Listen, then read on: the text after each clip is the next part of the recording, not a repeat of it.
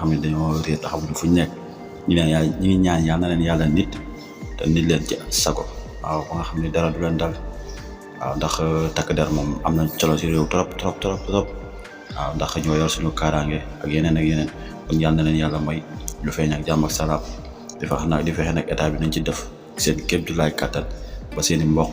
gis seen i njaboot ci jàmm ak salaam waaw yàlla mën na ko yàlla def beneen bi si topp muy wàllu dund gi ba léegi normalagul nag dañ ciy faral di wax bu baax a baax ba léegi normalagul kon état bu Sénégal nañ ci taxaw di wax nañ ci taxawaat bu baax parce que am nañ yoo xam ne si ñu ngi commencé raar ci dëkk bi xaw ma nag dañ koy denc xaw ma lu mu demee waaye am na yoo xam ne ñu commencé jafe si dëkk bi te nañ ko kii beneen bi si topp muy 3e mandat gars yi bu leen yeb waaye an ñaareelu 5 ans bu leen yeb bàyyi leen yéen seen xel ngeen di fooyee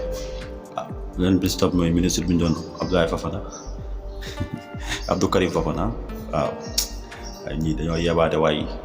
waaw nekk seen taxaw seetlu